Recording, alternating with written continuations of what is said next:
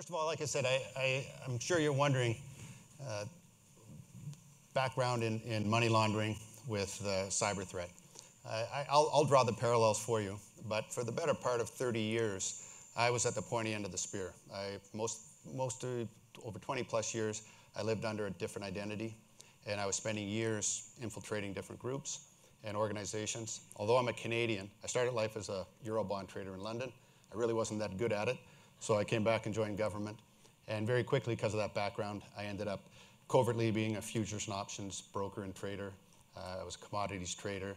I did trade finance with cocaine money, or allegedly cocaine money, for all manner of factoring and the like. And so within that background, I came across technology. Obviously, government provided me with certain technology that allowed me to work. How real is the cyber threat? Only a fool would tell you that it's not a very real and pressing threat. But I'm going to give you some points in my conversation here that I think the threat is sometimes overblown. And security is a motherhood issue, and cyber security becomes a great issue to make sales. And again, I'll come back to it and do the tie-in with the money laundering. You know, in my covert career, there were several times that I came across technology. And one example, we were targeting a fellow who was a high-level drug dealer, but we weren't investigating him for the drugs. We were investigating him because he was a suspected serial killer, that he had murdered 3 women. And so I'm introduced to him as the guy who's going to launder his money. And so we have the drug guys doing it, but it's really a homicide investigation. So I tried to get his confidence that I'm somebody who can launder his money. So we have the conversation, and this guy actually was a member of the Hells Angels. So not a university graduate, but a psychopath, but knew enough that at the end of our conversation, he's saying, listen, I want you to start using BlackBerry. This is going back 15 years ago, 20 years ago. I want you to start using BlackBerry for all our communications. On BlackBerry Messenger, the police don't have the ability to hack in and listen in on our conversations. So later after that meeting, I go back and I said, hey, this guy told me this about BlackBerry. In those days, we were still using pagers, you know, in the police, and a 2-pound cell phone. And he said, our special eye guy said, yeah, Bill, that's absolutely right. We don't have the ability, even with a search warrant, to crack BlackBerry Messenger. Advance a few years, I'm in another part of the world working on behalf. Half my career is working for US government, different agencies, because I had this money background. Like I said, I traded futures and options as Bill McDonald, which is my covert name for most of my career. And I was doing a lot of activities. I meet this South African banker. He would never meet me in the United States. Everything was always offshore because he was fearful of getting thrown in jail for the rest of his life. And so this fellow, I tell him that I'm representing a Colombian cartel. I'm looking to launder $3 million a day. That's how much we're producing, $1 billion a year. He says, look, Bill, the first thing I'm going to do, I'm going to set you up in a financial services firm that we have in this jurisdiction. I own an unrelated bank in another jurisdiction. But, you know, the first thing we're going to do, though, Bill, all our communications, you're going to use our IT platform. All correspondence with us is through our own 128-bit encrypted technology. And he tells me, he says, it's designed to defeat the FBI carnivore computer. I said, okay, good to know. Problem for him, of course, I'm on the other side of the conversation all the time. But I come back and I speak, and I was working with the FBI then on that project. I said, what's this FBI carnivore computer? He said, well, Bill, that's the computer system we use to hack and break into all these secure sites. So bad guys know what's going on. He also told me something else. He says, listen, if we're going to be laundering your money through securities transactions and the like, we should have a pretty good read in this corrupt area that if the police are going to come do a raid. But if, in fact, the police come do a raid, and the minute they're coming through the door with their search warrants, we're able to do what's called a hot swap. One of the employees will hit the button, all your data, which is your actual banking data, where your money is in your transactions, it's going to be hot swapped over to the bank account or to the bank that we have in another jurisdiction. And all the police are going to find when they take out the computers is mumbo jumbo that doesn't really give them any lead as to your wealth and where you have the money. Now, as an aside, it's not part of this, but I think it's relevant because everybody talks about Julian Assange, WikiLeaks, what wonderful people, Digital Robin Hood, and what Bradley Manning did. I'll give you just, again, a deflection on this. When I was doing that project, to meet these bad guys in other jurisdictions, typically on a law enforcement, on the Canadian perspective, we would tell the host country that we're operating there, what we're doing. The Americans took the view, hey, listen, we can't trust the police or the governments in these jurisdictions we're operating on. So, Bill, the U.S. ambassador there has to give permission for you to go covertly in there and meet the targets and gather the information. But one of the conditions is he needs to have your real identity, which was Bill Majcher, with your copy of your passport. He needs a copy of your covert passport and ID. And he needs the names of the operating covert companies you're operating with. And in that case, I was with Northern Star Shipping and WRM Investments, which was my covert IDs. The reason for that is in case something blew up in that jurisdiction, the American ambassador had to know how to deal with the local fallout, the political fallout that we're doing a covert op. The problem, though, is all that goes out in cables. All that information that gets sent to the U.S. ambassador goes through secure cables. What did Bradley Manning do? He took down 1.5 million stolen cables that are stored. The bad guys know how to data mine as good as the good guys. So, it takes the risk exponentially through the roof because somebody does a data mine of, hey, what's, Northern Star Shipping? Hey, this came up in some cable that went to the U.S. Embassy according to these WikiLeaks disclosures. So there is a lot of, don't be fooled by the media telling you about all these digital darlings. They're working for somebody and it's not for you. So I call this after, like I said, after almost 30 plus years, being covertly and swimming with the sharks, you learn a lot. And so I call these my guiding truisms. Francis Bacon, the 1600 writer, if money is not thy servant, then it's their master. One of the things when I worked undercover, I never had the luxury of having what's called, nobody introduced me to my target or to my target organization. I always had to do what's called a cold approach, which means you need to figure out a way to engage with the target or the organization and figure out what to do. And so I learned very quickly, 3 things always is what I focused on: greed, power, or ego. Which one of those things that I need to facilitate that's going to allow my target to engage with me? Because I could facilitate what he wanted or needed. The other thing, too, what's really relevant to the cyber conversation is, as I say, technology is only a tool, not a panacea. And by that, again, 15 years ago, after all the money laundering and the accounting scandals, all the corporate services firms became experts on forensic accounting and investigations. Then all of a sudden you had all the stuff with money laundering, so it all became AML experts. And now you've got all the digital needs today, so everybody now, the same service providers are telling you they're digital experts. I think there's definitely a risk in cyber, but part of the risk is you're overpaying for what you need. And we come back again to technology. I'll tie it into money laundering. Money laundering is very poorly understood. 99% of the ways that people launder money are perfectly legitimate. When I would negotiate with people to launder my money for me, I always insisted that they didn't do anything criminal or illegal. I already know how I made my money. It's dirty. I don't want you to use it to go do a fraud. I don't want you to do it to go traffic drugs. I want you to put me in a real estate transaction. I want you to buy and sell cars for me. I want you to buy and sell stocks. The point is, 99% of the ways that professionals launder money are perfectly legal and legitimate methods. It's the source of the money that's really the issue. And so we lose sight of that. The other thing about technology is not the element of a crime. Crime has been going on for thousands of years. Technology is only a medium. That's all it is. 100 years ago, before the photocopier, I had to get in front of individual people to make a fraud or do a confidence scheme. Today, with the internet, I can send out spam. So again, that's all technology is. Don't confuse it as part of a crime. It is simply a tool. I like this one, jurisdiction equals freedom. And again, if most of these things come from when I do money laundering, not cyber, but has 100% applicability. One thing about police, we're all in different countries, and you got to operate by treaties. Smart bad guys understand jurisdiction equals freedom. I do my crime in one jurisdiction, I put my money in another, and I disguise it in another. It'll take a year of Sundays before the police can get through the jurisdictional issues to get a hold of where the money is, where the evidence is. Cyber is instantaneous. That's the beauty of the internet. I can sit in Sweden, do a hack through a third-party server in Italy, and go through ISPs and bots everywhere else. You have no way in God's green earth. That's one of the reasons why so many of these crypto hacks are very difficult. No police jurisdiction wants to take conduct of that. Okay, you're based here in Singapore. but where's your servers? Where do you think the hack came from? That all costs money and time. Police aren't doing it. Guys like me, that's where we step in. So, as I say, we don't catch, this is something fundamental as well. We don't catch the smart criminals. Obviously, I wrote stupidity on purpose that way. But the fact is, the greatest majority of your threat to your organization is not going to come from an external hacker. It's going to come from an internal threat, either through stupidity or for other motivations, jealousy and all the like, or greed.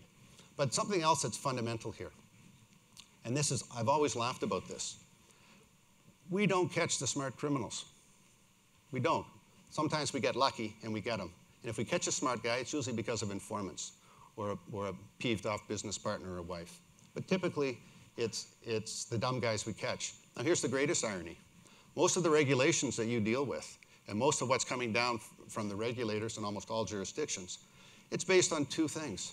It's based, first of all, on the dumb guys we catch, and then it takes 2 or 3 years before it gets through the court process, before it's even determined, yeah, they broke the law. So now you're instituting across the system rule changes and regulatory changes that are about 2 or 3 years out of date and done by the dumb guys. So what are the smart guys getting away with? And I always talk about this. Experience is the mother of all teachers. I hear it all the time by guys who are so-called money laundering, financial crime, cyber experts. And then you ask them, what did you do? Well, when I left school, I sat in that cubicle, and I stayed in that cubicle, and I read what other people did, and now here I am. I run the unit, and I'm an expert. And again, that's one of the big problems we have. And a guy like me, I'll tell you right now, in this room, when it comes to intuitively understanding technology, particularly IT, I'm probably at the bottom of the food chain. I've worked with it. I know where the smart guys are who know what they're doing and how to do it. But I don't really understand it that well. And I'm sure it's true for many of you. And so it's easy to buffalo people like me. If I'm in there in a bank, in a financial institution, somebody comes in, they're using all the buzzwords. How many senior bank guys today after the global financial crisis wish they weren't intimidated by the young hotshot talking about collateral, CDOs and credit default swaps? They were approving things they didn't understand because it sounded good, it sounded technical, edgy, it's the new age. I'm not a 55-year-old guy and not with it. And again, you really break down the global financial crisis. That's what triggered a lot of it. I always talk about, self-interest guides human action. Doesn't matter how good your technology is. I can make it, people are intimidated or they're seduced by things that sound very sexy, very innovative, very new age. But really, the fact is we're human beings, and so we're either intimidated or seduced by that. And by the same token, we are still human beings. And again, greed, power, or ego. It doesn't matter what's the motivation. Okay, what's the cyber problem? I've heard it a couple times here today, people talking about the fragmented nature of ASEAN. Not just ASEAN, organizations generally. You're in an increasingly dynamic and fragmented marketplace, and your corporation and your IT system. You've got data coming from all places. Your bank gives you an iPhone. You've got your mixing of your personal and your business coming all into one. That is probably the greatest threat to what's happening, because you have so many entrance points that can come in and attack with malware or the like into your system. But that's the problem. There's so much data crossing every day. I like this one. This was just last week, and it's really about commodity trading. But the fact is, play on words to trend your friend. Data today is its own form of currency. Again, anything that is a stored measure of value, I can launder with. Everybody's used to the traditional ways of laundering, but data is its own form of currency. And when it leads to the cryptocurrencies, which I'll get into a little bit later, this becomes even more relevant. But the reality is there's incremental creep with data. And with data comes opportunity for smart criminals. Again, I won't talk about state actors, which is the United States, Russia, North Korea. That's a different kettle of fish. But they're very active out there. But data is the key, and how do you protect your data? One of the best ways, I can tell you, okay, I will do you a favor. I'm going to build you the best mousetrap. Now, of course, you need security around your IT systems and your operating platforms. But what's more important than building a better mousetrap? Because here's the problem. What happens if you catch Godzilla in your mousetrap? Okay, you got him by the toe, all 5 million pounds of them. What are you going to do? he's going to wreck and thrash your system. Your best form of defense, apart from building a better security fence around yourself, is to always constantly be scanning for anomalies in your data. That's realistically the only way you're going to protect your organization, is to scan for the anomalies. And when you see it, be reactive in real time. Now, we talk about the cyber threats. There was a time, Samuel Colt, I don't know if you guys heard of him. He died one of the richest men in America about 150 years ago, 130 years ago. But he was the guy who invented the Colt 45, the handgun.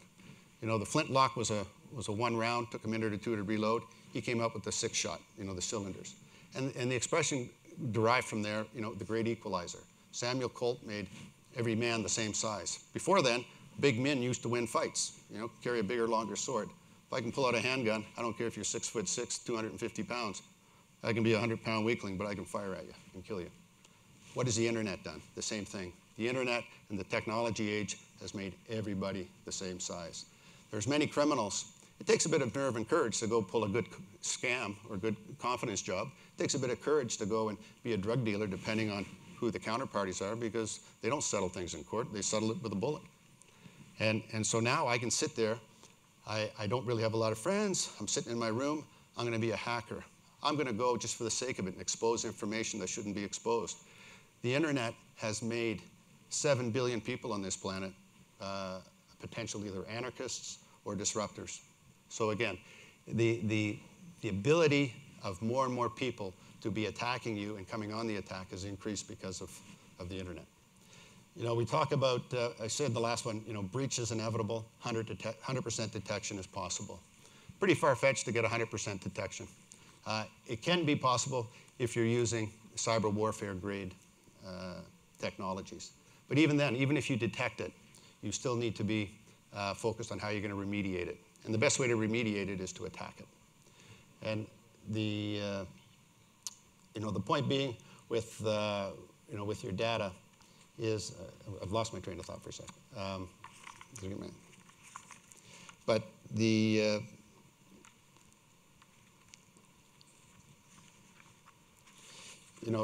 going for the for the anomalies. But the problem with data is that it's malleable and it's able to be manipulated. And the other thing that it leads to is, data can come in many ways. This here is the standard information security management system. It follows an ISO, I think, 27001. So this tells you how to monitor, how to implement, and all the rest of it. But, I look at that, and I think of the FATF guidelines. 40 recommendations on the FATF guidelines, and I'm here to tell you that in the last 10, 15 years, since the whole AML regimes came down, the system has sucked out over $1 trillion in fines, penalties, disgorgements against banks and financial institutions, and the increase in compliance costs. How much do you think money laundering has come down in the world on a percentage basis? I'm telling you, it's about 0. So really, how effective has it been? So I'm looking at these security management systems. I see a big tick-the-box exercise. And I'm telling you, to guys like me, and again, after 9/11, the terrorist attacks, I got called back to Canada, and I reestablished how we covertly set up our infrastructure around the world to allow our people to operate, to pay informants, to relocate people. And so I set up correspondent banking relationship covertly. Nobody knew who I was and the people I was training to go out. And I'm telling you, when it comes to money laundering and financial crime, the banks give me the roadmap how to do it because they follow a rules-based system of governance. So if I got rules-based, I know how to tick the box. As long as I can tick the box, I'm in through the door and I've got the money laundering happening. With cyber, firewall. What's a firewall? A firewall tells me 2 things as a hacker. If it's a good firewall, hey, nice challenge. What are you trying to hide? But also, again, most firewalls are rules-based. So I just got to figure out how to maneuver around it, and I'm through it. Most guys at the cutting edge of cyber warfare and hacking love seeing firewalls because they know there's something behind it, and they know they can maneuver around it. Again, it goes with the tick-the-box mentality. To many people, even with cyber and multinational corporations and banks, compliance is a cost. It doesn't generate revenue, but it's a cost. So they take a de minimis approach, meaning what's the minimum we have to do to be compliant so the regulator doesn't hammer us later once we have we've had a crime committed or there's been a cyber breach. So against all that, what I just said, I've come up with my own, what I call the 3 pillars of cybersecurity. You know, best practices, social engineering, and modality. Best practices is pretty self-explanatory. You know, are you keeping ahead of the curve? Too many people look behind them. They do a forensic audit rather than take an actuarial view of the world. You better scan what's coming down the pipeline, not what's already happened. And are you, as an organization, able to innovate and take on new cyber tools fast enough to deal with the threat? Reality is, you know, most of the big banks in the world, the sales cycle to onboard new technologies is probably about 2 years. So what do you think's happening during all that time? Modality, and again, I go back to the human stupidity. You know, again, social engineering. I'll give you an example. I was meeting these guys, these mafia guys, what we call traditional mafia, meaning Italian mafia. I had them believing that I had 2 tons of cocaine sitting in a warehouse, and I needed them to move it from Jamaica up into North America. And so the meeting is arranged in a Hyatt hotel. And again, I want to control the environment. And so I'm saying to them, listen, I can wear a recording device and I can meet them in the hotel lobby, but there's always ambient noise, there's overhead music, all the things that make it later hard to screen what was actually said. So we engineer it. And I say, listen, it was a lawyer actually who had set up the meeting with them. And I said, make sure when your guys come, I'm in room, let's say 905 at the Hyatt. I don't want to be seen with them. I'm not from here. At the time, they thought I was from Miami. And I said, look, I don't live here. I don't want to be out in the lobby. I don't know if the police aren't following these guys around or what's going on. I don't want to come out in a public place and have these guys see me. I want them to come to my room so at least I know it's safe. And also, when they come up to room 905, make sure they get out on the 7th floor or the 11th floor and take the stairs for a couple flights in case they have surveillance teams on them. So these guys come in, they think, hey, you're a pretty savvy guy. You're with it. You got a lot of money at stake here. So what's the first thing they do when they come walking in the room, these 2 mafioso guys? They want to show how cool they are. So they got their phones, they take out the back, throw the batteries on the bed, throw their phones on the bed, open up, hey, we're not carrying anything. The expectation is I take my phone, my BlackBerry, and I fire it onto the bed with the batteries out. The problem for these clowns is that on the wall there's a nice picture. And you know, it's not as bad as the old movies with moving eyes in it, but you know, in the window, in the frame of that picture is video camera and audio device. And there's a team on the other bedroom, or on the other side in the neighboring room. So again, we can engineer all sorts of ways to defeat technology. Again, technology is only a platform. It's not the answer. You know, people commit crimes. A car right now is parked downstairs. Is the car going to kill anybody? No, but a bad driver will, right? Technology is a good, useful tool to help me analyze data and to look at things. From my perspective, in most banks that I see, in most financial institutions, you know, technology is about a mile wide and an inch deep. And it's just like regulatory change. How can you, going back, in a multinational setting, how can you keep up with all the regulatory change, let alone all the Privacy Act requirements? A one-size-fits-all doesn't work. And so again, banks know that new legislation is going to be coming down. And so we don't want to be going too deep into our technology. What gets us minimally compliant? You know, I talk about the last one, modality. Modality just means how is the attack coming in on your system? In the old days, it came in through, you know, cables, hard lines. Then it goes to Wi-Fi, cellular. And now it's electricity. Are you familiar with, you know, broadband over electricity? This has been around for 100 years. AT&T was looking at it in the 1920s. But it's now a reality. If you think your system's under attack, you want to unplug everything as fast as possible. But anything that's got electricity means you're hackable. But let's talk about security. You know, there was a time where you have, you know, perimeter security around things. Now, it doesn't mean anything. Again, through the Wi-Fi. I've got a Tesla. We're in a secure building, a secure environment. I park my brand new Tesla downstairs. Hey, it's got all these wireless functions. I now have wireless access to your system. I send a nice Bluetooth crock pot to your cafeteria so you can make nice stews on your company Fridays. I've just now enabled my ability to access your network. You look at the Internet of Things, a 5-cent sensor in every light to dim when it starts getting brighter in the day to dim the lights. 5 cents is all that sensor costs but that provides me with an access to your network and to your system. How much does it cost to put a security device on every single light bulb? That's the reality of the threat. We saw here earlier drones flying around. That's a pretty big drone. You know, a lot of drones, and especially the stealth drones, you wouldn't even see them, very small. You know, they can fly around. I can penetrate any building. I can get up beside an air vent. I can release things at an air vent by a building without you knowing it. It's already happened where radioactive material was released into a building that way by use of a drone. The world is changing very fast, very quickly. You look at what's happening here in the Asean region, you know, Indonesia, it's an archipelago really. You know, the Philippines, all these places are islands. It's already fragmented. And so all these points of departure or contact make it easy to get it hacked. So you really want to have capacity for flexibility and resilience. Like I said, the disconnect. You know, humans commit crime, technology and systems detect it, and technology is designed and monitored by humans. Here's the problem. What if the people who put together your coding got it backwards? What if they haven't configured the equipment right? I can have a $1 million piece of Cisco equipment. If it's not configured properly, how good is it for me? Let's think back to your system administrators. I'm willing to guarantee that for many of you, you know, are all your router ports closed? Or do you keep your admin and diagnostic ports open because it's a lot easier for your administrator? All those are, it's like locking your front door but leaving your garage wide open. I'll guarantee you that's happening in some of your systems.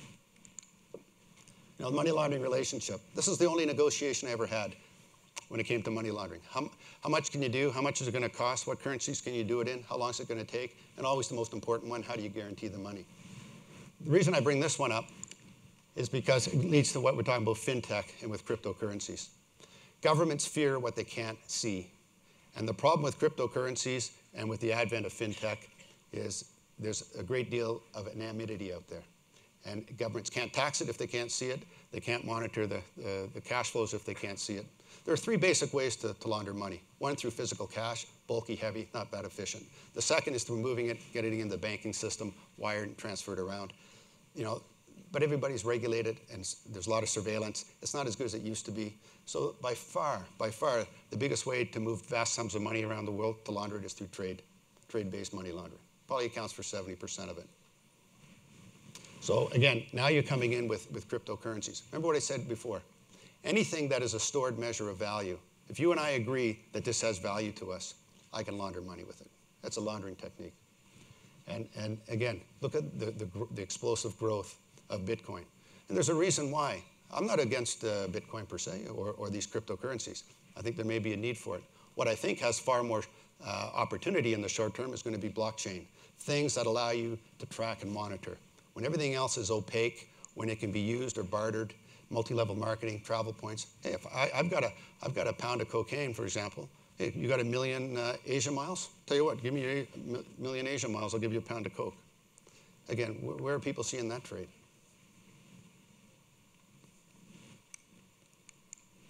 You know, who's going to target the fintech? It's already happening. It's governments, again, for the taxes.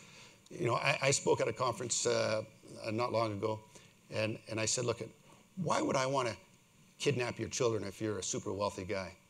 Why don't I just kidnap your data? And let's find out you're an Indian family office. And I found out you made $100 million. You did this trade. It didn't get reported to the Indian government. So I've kidnapped your data, ransomware. You're going to pay me $5 million? I'll release your data and I'll tell you how I did it.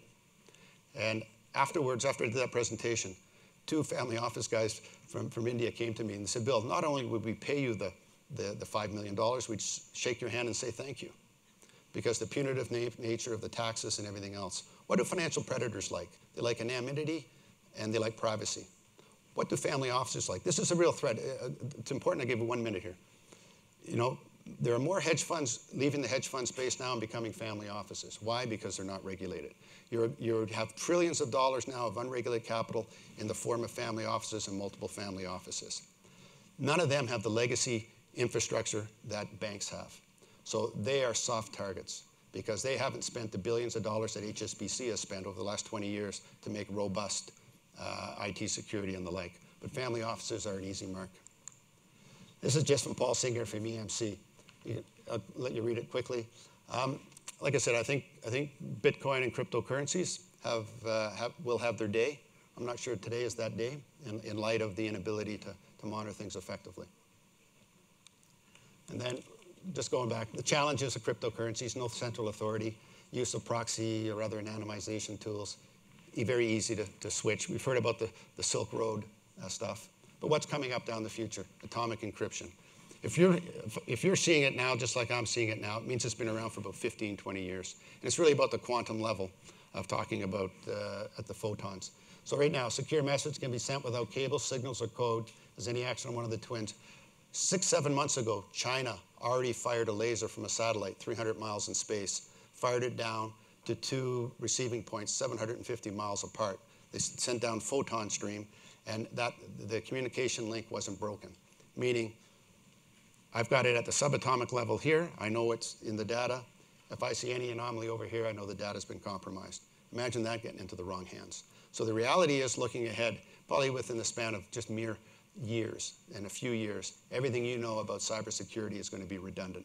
So how much do you want to keep investing in legacy systems? And so in conclusion here, here's really the takeaway from it. Nothing is perfect, but the only way in the increasingly fragmented marketplace, you got so much data coming in from everywhere in an organization. The only practical way to defend your organization is to identify the attack in real time. Identify the attack in real time, and then you shut it down and you counterattack. Now, there are very few people and firms that can actually do this. There are a few who have the ability to monitor in real time, see the attack in real time, and attack it in real time. The issue with that, and I work with these guys, the issue with that is, the nature of this technology. You have to be ITAR and OFAC compliant. So it's not going to go into China, this technology, for example. And it's not going to support a rogue regime if they're being hacked. And ITAR is the International Trafficking Arms Regulations Act, and OFAC is the Office of Foreign Asset Control. But that's the nature of the technology that you need if you really want to defend your organization.